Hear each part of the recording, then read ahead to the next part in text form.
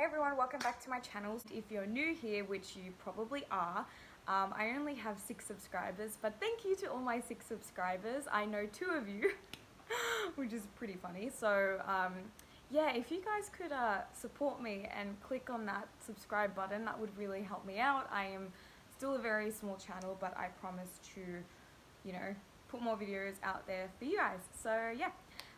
So let's talk about the top 5 dieting mistakes that all beginners make, and we'll start with the first one, which I'm actually still guilty of till this day, and I will tell you why after. But that is labeling foods as good or bad. And you know, it is just so common to think that a piece of cake is bad and a chicken breast is good. Both of these types of food have their own unique macronutrients as well as different types of ingredients in there. So for example, you look at a cake and you would say this is wheat, flour, sugar, and maybe some cocoa powder and whatever is in there, right? So you break down all the ingredients first, and then you go, okay, what are the quantities of all these ingredients and how many calories are in the cake and how many carbs are in the cake and is there any protein? So you have to kind of break it all down, and once you do that, you actually start to realize that it's just a combination of ingredients. It's not anything bad for you. It's not like it's the end of the world if you have it. And if you keep labeling the food as bad, well then there is a negative connotation that you are a bad person and that you don't deserve to eat that, and perhaps you should go starve yourself tomorrow because you ate that cake. And trust me, I have been there, I have done that, and it's not pretty. On the other hand, if we say things are good, that's also not good either, because then we're telling ourselves that we have to eat these certain types of foods. We have to eat the salad over the burrito. We have to eat the banana over the fucking paddle pop. I don't know, like whatever you want to compare. I guess the point I'm trying to convey is that if you are a beginner, definitely try and break down ingredients first and make sure you understand macronutrients and caloric value before you start to put judgments on yourself for eating something.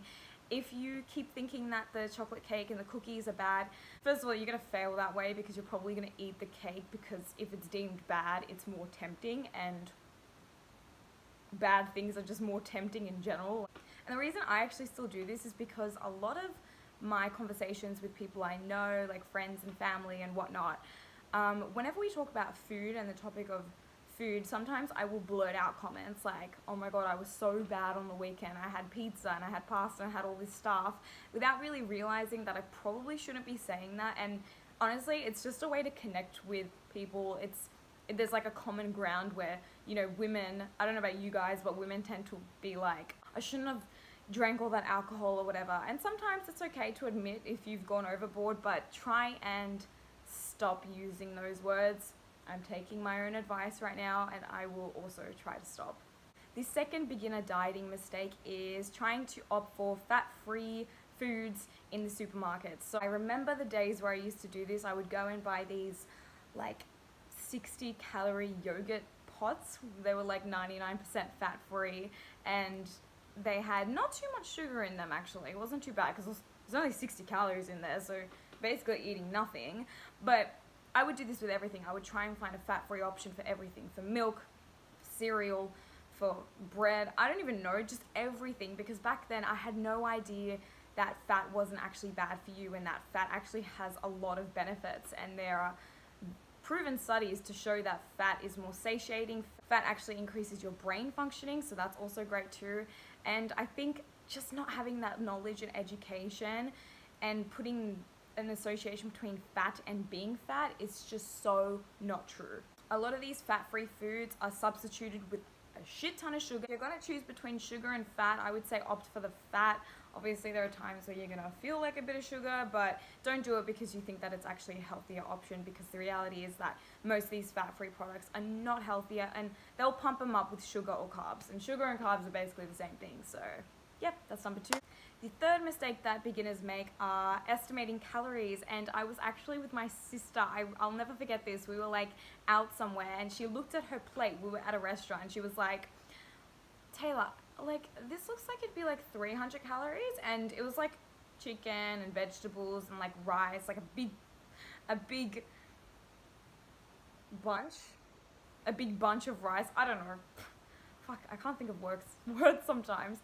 Anyways, it was a lot of rice, and I was like, are you crazy? Like, that is definitely not 300 calories. Like, 300 calories you would find in one of those like light and easy frozen meals, not at a restaurant. First of all, a restaurant is usually made for 2 people, so one restaurant size is usually designed for 2 people to eat, so you should already try and double those calories that you think you're eating. And second of all, good to start practicing weighing food items and getting a feel for like how many calories are in a certain thing, because for me, whenever I go out now, I can pretty much estimate my calories, but I'm more advanced, whereas someone who's a beginner literally has no idea. Most of the time they are vastly underestimating how much they're eating, which can really affect their results. So yeah, try not estimate your calories if you can.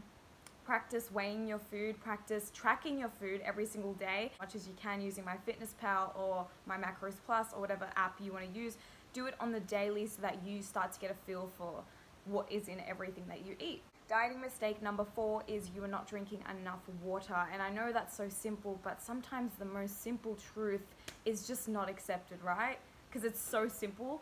And okay, I still make this mistake too, but that's because sometimes I get lazy and I forget. And that's a lot of the reason as to why other people don't remember to drink water. They just forget, and it's so important. Like, I don't have to tell you the benefits of why you should drink water. You can go on Google and search that yourself. But for fat loss and for weight loss, oh my gosh, definitely get your water in. You get at least 3 liters a day. So yeah, that's just a reminder to keep drinking your water. Number 5, not getting enough protein in your diet. So if we go all the way back to when I began dieting, I remember I was really trying to decrease fat, decrease my carbs, but I was not substituting the protein. So I was basically eating nothing. Like, I was not eating high protein foods at all. I thought I was, but I really wasn't getting as much as I really needed for the type of training that I was doing and for the amount of energy that I was exhausting every single day.